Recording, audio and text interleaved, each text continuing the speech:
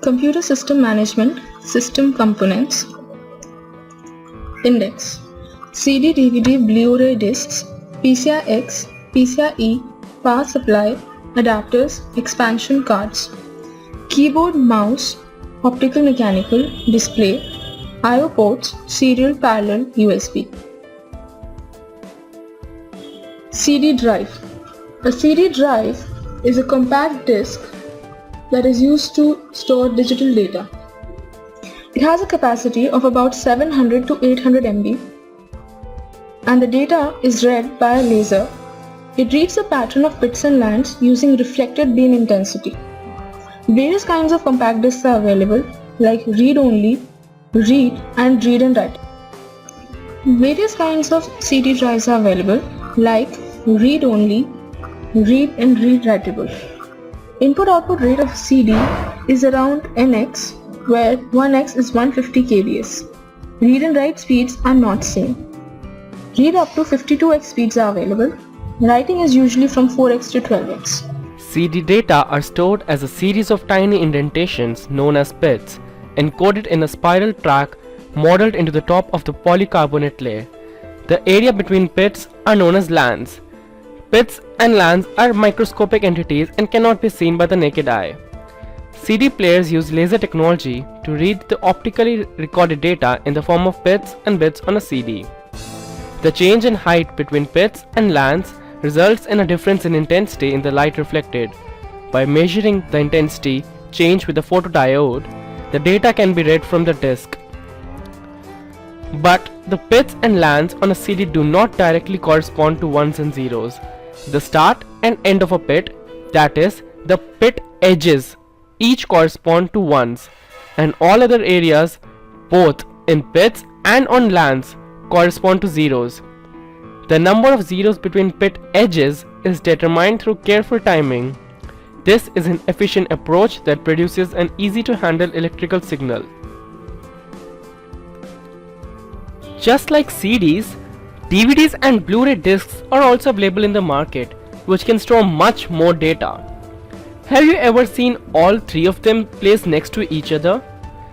Have you noticed that all three of them have equal surface area?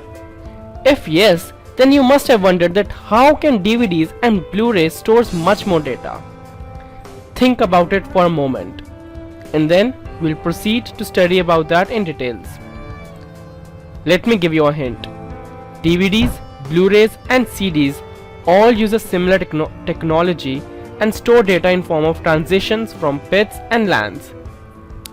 Also think how can the laser beam that is used to read data can be enhanced. Oh no, since I have almost told you the answer, let's proceed.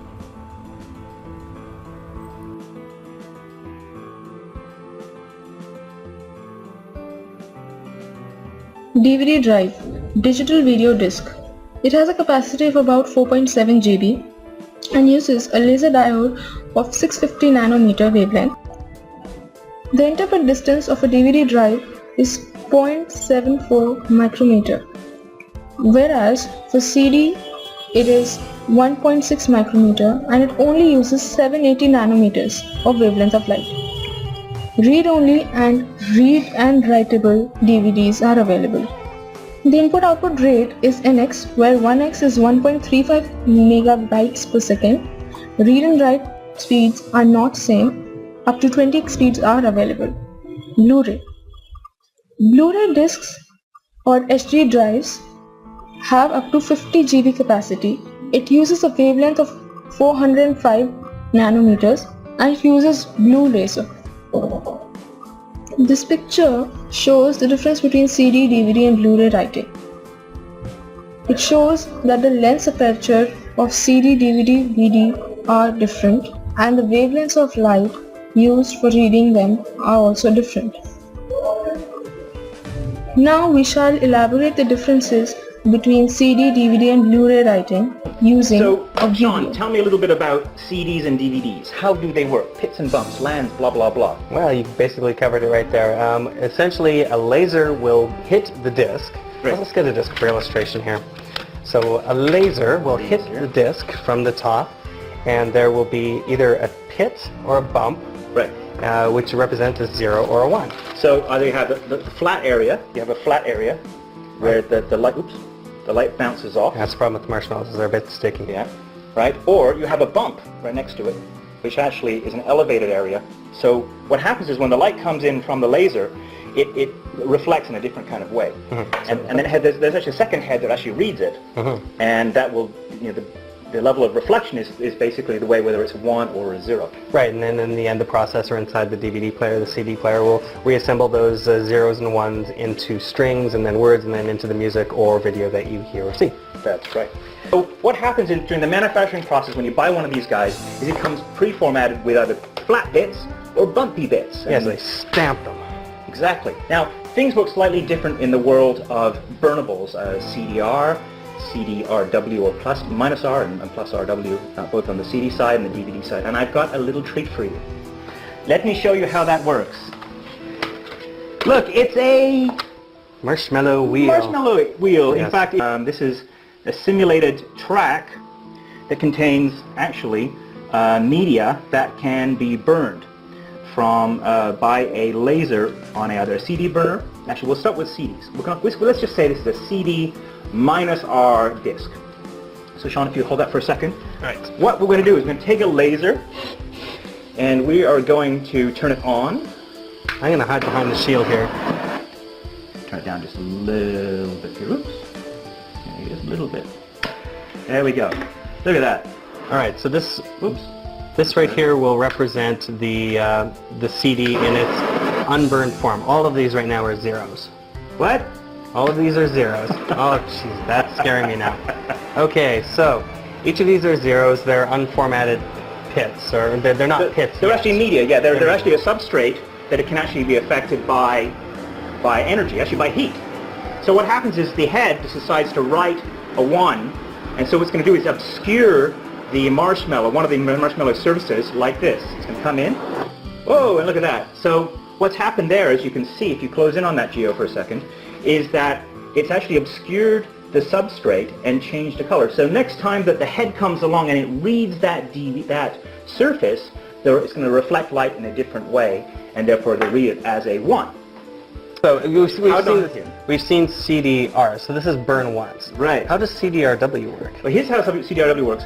There is it has something called a multi-phase. These guys here are multi-phase alloy. It's a slightly different material in RW, which means you read it and then you can erase it. And what happens is once again you will burn the surface of one of these marshmallows, and it will, because the heat will kind of obscure, go from a crystalline state into something that actually reflects light in a different way.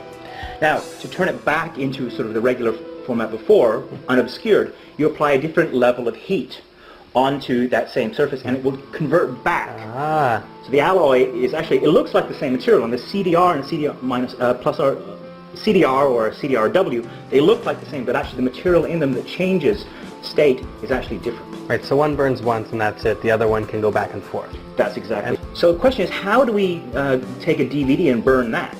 And the answer to that is you make the surfaces, instead of having a big fat surface like that, you actually make it smaller, right? Right, because the discs are the same size, so you'd have to cram it on somehow. And as you can see here, what I've done is actually taken mini marshmallows, which are very tasty, by the way, and we've actually created smaller surfaces. Now what happens is that light coming from that laser can be focused, and I'm going to turn this on again and hopefully not burn down that. I mean, just for the sake of argument, to prevent Andy from having to glue like a zillion of them on here, just imagine that these are tightened up a lot. Right. So what's happening here, of course, is now you're tuning the laser a little bit more, and you're going in and you're trying to just burn. Oh, see, I burned 2 there. Of course, this is too coarse. But the idea in a DVD burner is that that light is actually focused onto a smaller surface, and so you can actually fit more bits that can actually be. Yeah, so that won't do using that same size laser. So you're changing both the bits and the size of the laser that's hitting them. That's right, exactly.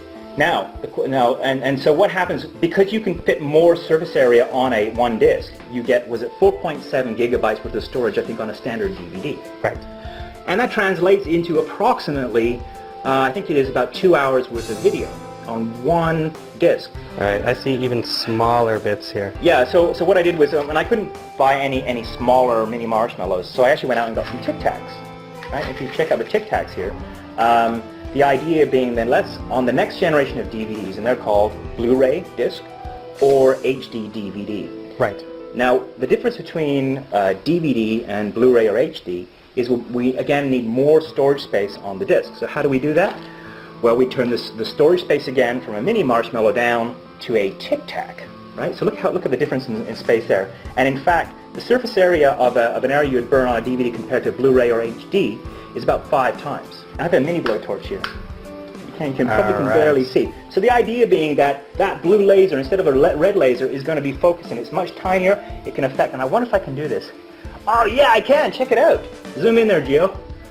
So anyway, the idea being that because there's so many smaller bits of area of substrate that actually can be affected by the laser, and because the blue laser can be fine-tuned such a small area for burning, you can fit more data again on the same size disk.